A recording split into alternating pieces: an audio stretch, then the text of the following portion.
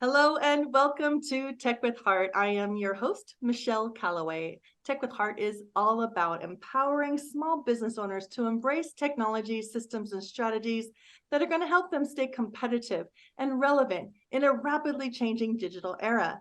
One of those tools that we can use as business owners to really help gain a lot of leverage is social media. But you probably are thinking, oh, it's just too overwhelming. That's okay. That's why we're here. We're here to help you calm those nerves and not feel so overwhelmed by simply showing you different ways to utilize these many amazing platforms on social media. And so what better way to do that than to bring on guests who spend all of their time focusing on social media. And so today's guest is Kristin Tobias.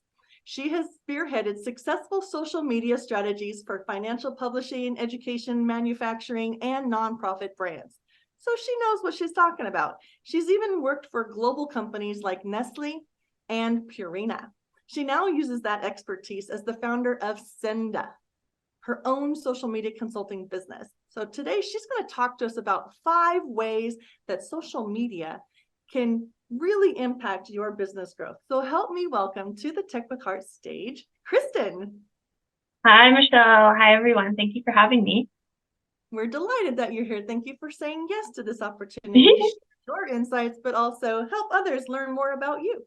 So let's dive right in. So the first question that I have for you is, okay, so how can social media impact a brand's just overall awareness or visibility? Can you speak to that a little bit, or maybe just, then lead into what the 5 points are?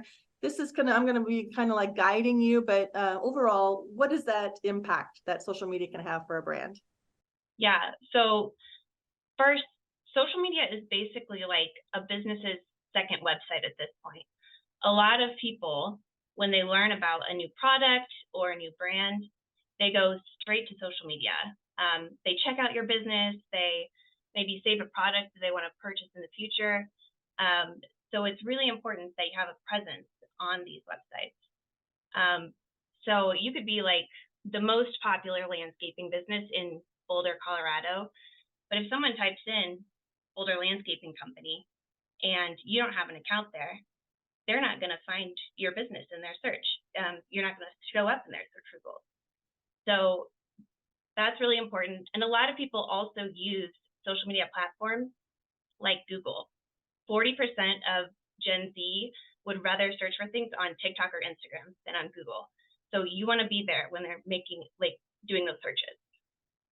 Another way, I do have another way. I was going to say that's a very valid point that not everybody thinks about, because people aren't always going to Google like back in the olden days when Google was the only player in town when it comes to searching. So I'm really also wanted to point out that each social media platform has a very powerful built-in SEO component to it, which means that if you have an account on some of those major social media accounts, like LinkedIn is a really great one to be on if you're in business, then it has its own algorithm that will help you show up on the first page of Google if somebody does search on Google, and then in addition to your website. So that's a great point. So I'm sorry, go ahead. Is there did you want to move on to the second point, or that was actually the other way that social media can be really powerful for your brand in increasing brand awareness, is that these platforms are designed to connect people who to connect people with new content, new creators, based on what they're already interested in. So social media can help your business find new customers who have already demonstrated on these channels that they're interested in your product or services. And like you said, SEO, making sure you're using closed captions, you're using alt text, you're including keywords and hashtags in your posts. All that data will help these platforms categorize your content and then serve it up to people who are interested in that type of content. you can really reach people who are strong, have strong potential to be interested in your business. So it's a good tool to not necessarily be going and after your potential perfect customer, but have them be drawn to you. Yes. Yeah. Yeah. Cool. Oh, that's fantastic. So what else can you tell us about how social media can help business owners understand more about their audience's needs and preferences? Yeah. So when we think about social media, I think a lot of people tend to focus on, the posts and the marketing aspect of social media, but it's also a gold mine of information about your customer. I cannot tell you how many times businesses I've worked for have made significant operational improvements based on customer intel that they got from social media. So there are three main ways to find that intel, in my opinion. First is social listening, which it's paying attention not just to what people are saying directly to you and your account, but also to the conversations people are having more broadly on social media amongst themselves. So often that looks like, using keywords, typing in keywords into these different channels or monitoring hashtags and seeing just what the conversation is about. So say you're a Mexican restaurant in Lincoln, Nebraska, and maybe you go to Twitter or to TikTok, you type in Mexican restaurant Lincoln and see that some people are having a conversation about there aren't enough vegan options at Mexican restaurants in Lincoln. All of a sudden you have this intel about your customer that you can use to improve your business. That's incredibly insightful. Very good. Is there more? Yes. There are a couple more ways to get this knowledge, to kind of snoop out your customers on social. The second is just engaging with them. Like when people are talking to you, continue the conversation. If you have questions, if you want some clarification, often if you really dig in and probe, that's where you get some really good customer knowledge. So if someone comments on your, Instagram, your website's so stupid, you might be inclined to ignore that comment, but ask a couple more questions and you might find out that something's actually wrong with your website. They're having an issue. Your customer needs something different, and you can make that change, learn something about what they need, make that change, and improve your customer experience. And then the third way to kind of suss out what your customers like using social media is to just pay attention to how your posts are performing.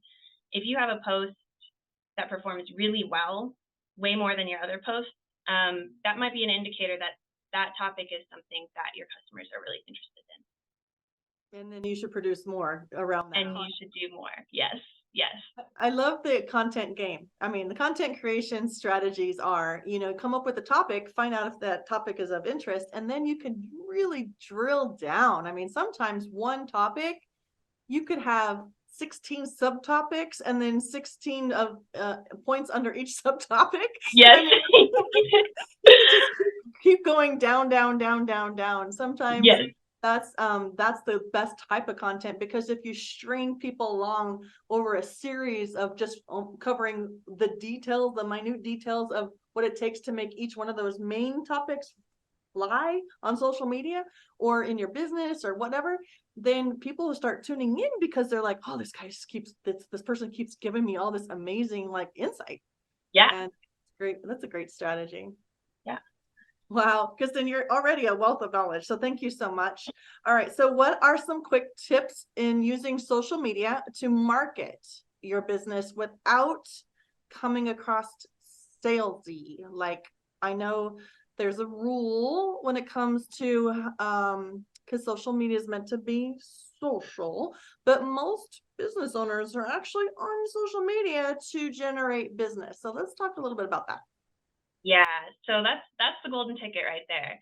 I think as business owners and as marketers, we always have a message that we want to communicate on social media about our products or services or business. When you're creating social media content, though, I challenge you to take off that marketer hat for a moment and think about what you actually enjoy seeing when you're scrolling through your own social media feeds. Take a step back and think about that. For most people, That's obviously updates from friends and family.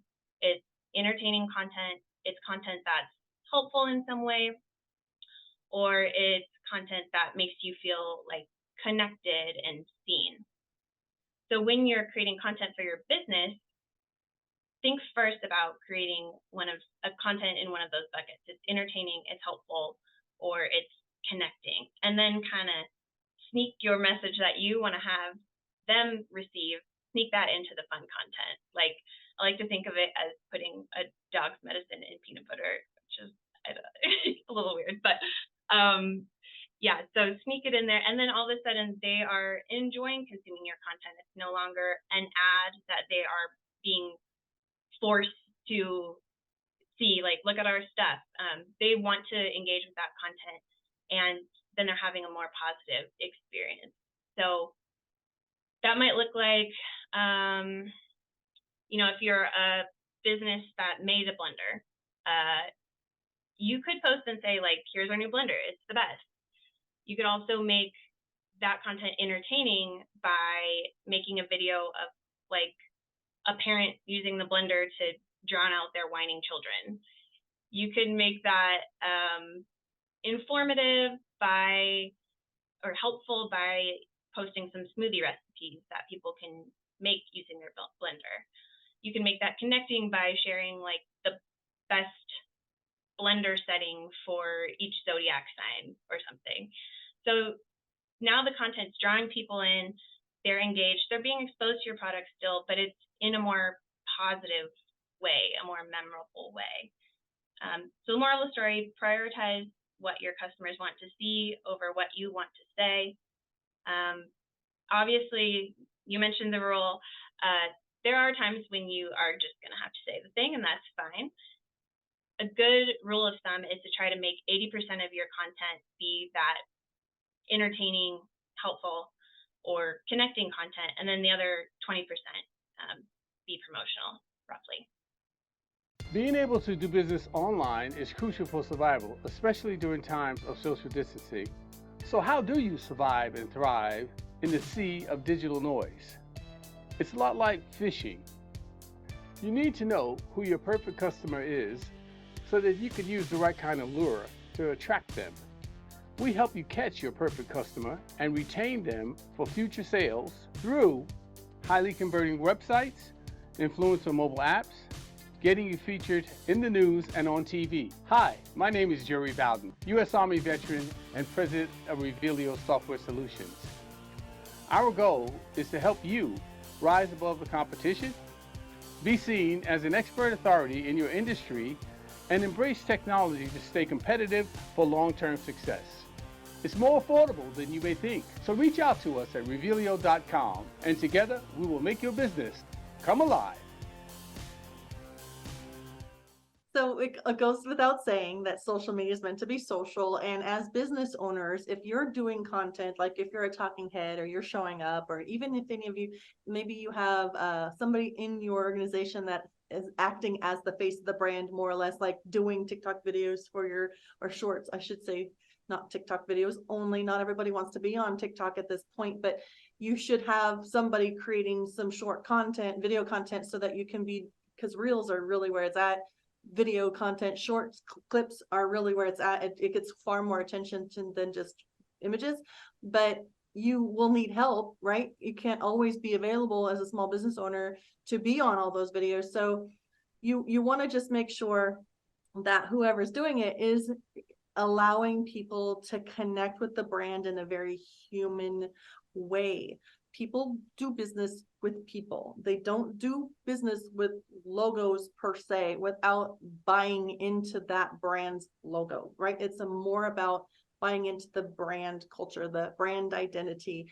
And then we as business owners, we have to do a great job of making sure people feel that we are a brand that they can connect to and relate to by being and showing that we care about them. It's not all about us. So those are some great tips. I know we've got some more. So we've gone through 4, right? I believe.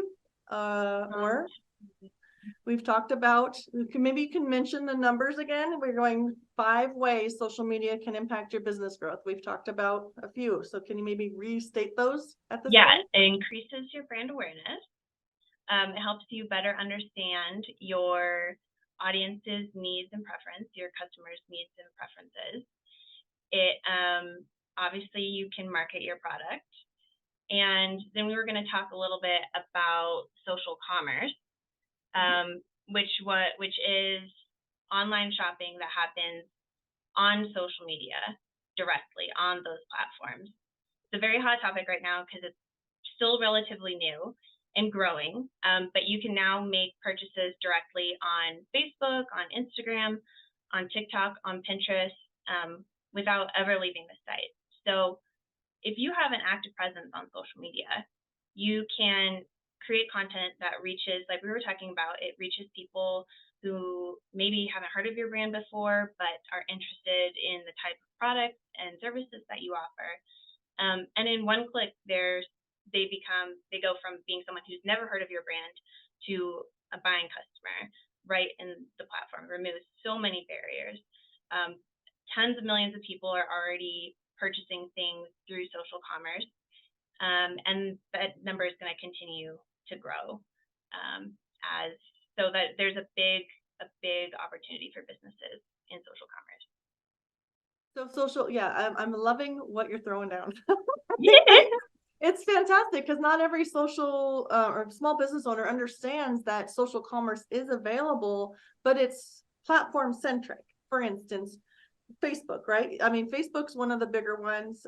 What are some of the other ones, the social media that offers you to list your products, the pricing, and make it possible for the one-click buy?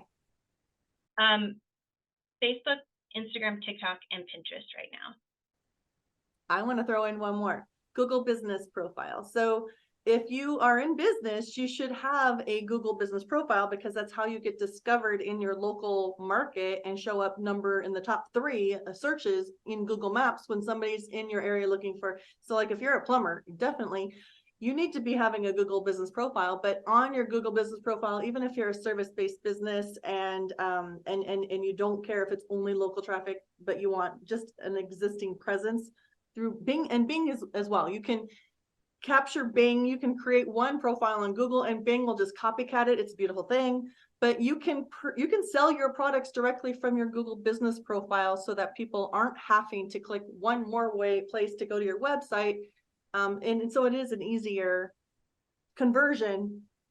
And we all know how and why Amazon scaled through the roof when it came to customer service. They removed so many barriers and just made it possible to buy something with one click. That was a huge, like, revolutionary shift in the digital marketing space. So now you also have those tools available to you for free. So I would recommend you take advantage of that. Kristin, we talked about 4 ways. There's a 5th way, and I think it had to do with the networking aspect. Can we talk more about how that networking is another gold mine, please? Yes. Yeah. So social media channels can be a powerful tool for connecting with new clients, with influencers, with potential employees, with people in your community who maybe you want to collaborate with, and all of this can sort of help improve your business's operational performance if you have all these people on your team. So and obviously that leads to more money. Yeah. Can you kind of give us some strategies on how to engage properly in the networking sphere? Because I get bombarded, and you probably do too, with just some really unattractive, like, first touch messages. Yeah. I think an important thing is to have, provide something of value to the people, not just selling something, but say, like, I have something of value that I think I could help your business with, and I would like your help with something too. Like, let's collaborate, let's get coffee. Like we've been talking about, being human is so important. I think some people have different opinions on sort of the cold calling, spamming, social media approach, but I think you can do that with some nuance and restraint and kind of pick and choose your opportunities and when they make sense and when you can, not be, when it can feel a little more natural and human. Well, one of the things I love to teach is how when you find somebody of interest and you feel like, oh, wow, that comment that really resonated with me, I'm wanting to now connect with them. So that's the beauty of social media, is that even if you're not friends with somebody or connected at a one-to-one, the first touch level, you can reach out to them and request a connection, especially on LinkedIn. I'm gonna go to LinkedIn because it's the most business-centric use platform for social media, and it's free. Alignable is a secondary one. You should also be on Alignable if you're a small business owner, because it is so geared towards supporting small businesses. It's just like LinkedIn, but it's much more smaller and much more intimate kind of a platform. So I recommend both, but let's just say on LinkedIn, let's just say I had commented on somebody's post, and then somebody like you, Kristin, maybe you and I hadn't connected yet. So you write something in the comment and I'm just like, oh, I really like what she said. I can click on Kristin's name and then I can go learn quickly a little bit more. That's why it's so valuable to have profiles on these social platforms, because you click and you learn really quickly about who they are and the types of content that they post, and also some of the content that are comments that they've commented on other people's stuff or stuff that they've shared. You quickly can get a glimpse of who they are and what they're all about, and that'll help you phrase your message to them if you want to reach out to connect. That way you can find a common ground, because I get hit so many times. I mean, I'm sure you do too. I mean, sometimes it's overwhelming. It's like, oh man, people aren't doing the social media right. They're just salesy. This is what I want out of you. And we haven't even met yet. So I really recommend you do that. Start with the warm conversations. Like I just saw what you said and wow, that really resonated with me because of blah. Is there, are you open to connecting? And that's a great point. Yeah, see how that goes. And then there's usually a follow-up like, hey, thanks for the comment. Oh yeah, no, absolutely. I saw that you are in such and such an area, or you do blah, and talk to them as the human being. Oh, it goes so far, so fast. I love that. And also to your, like, another point on that kind of same realm of what you're talking about, like sort of follow, the business organizations or people that inspire you, and genuinely engage with them, comment on things, be involved in the conversations happening in the comments of a post, and, kind of build those relationships over time with people who maybe down the line you will, want to have some sort of business connection with them. Maybe you don't right now, but you will down the line. So just start like thinking in advance and fostering those relationships that could be helpful. I love all of this. So, Kristin, what is a phrase or a thought that you would like to leave impressed upon those that are tuning into this episode right now? Have patience. You can do it. Organic social media growth isn't always going to happen overnight, but just being there and being active is what matters, and you can do it. Yes, you can. So, Kristin, where can people reach out to you if they would like to consult with you? Can you give us you can find me on scendasocial.com is my business's website. You can also email me directly at Kristin, Kristin, at scendasocial.com, and that's SCENDA. Thank you so much for that. And thank you for being on this show. And if you're tuning in right now and you feel like, wow, that was really, really insightful and helpful, just comment where you see this video being posted. And also, come check us out at techwithheartnetwork.com. We are a heart-centered and warm community. We care about your success, so we really grow alongside one another. So if you want to embrace more technologies and social media and systems and strategies in your business, please check us out, techwithheartnetwork.com. And you can find the Tech with Heart show airing on iHeartRadio daily on Monday through Friday at 10 a.m. You can also check us out on any podcast platform that's available, and even on streaming TV.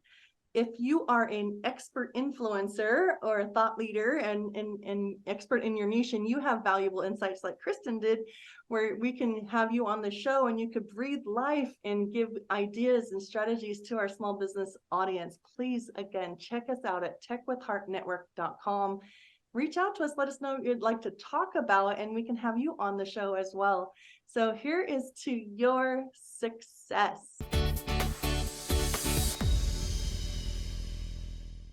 Your story needs to be seen and heard, and your brand needs to be revealed. Revealio elevates purpose-driven businesses into the spotlight through video storytelling, augmented reality video marketing, and professional website design. Get discovered online or in the news. Be featured in national magazines or host your own TV, podcast, or live radio show. Together, we make your brand come alive. All it takes is Revealio. Visit Revealio.com to get started today. Minority and service disabled veteran owned.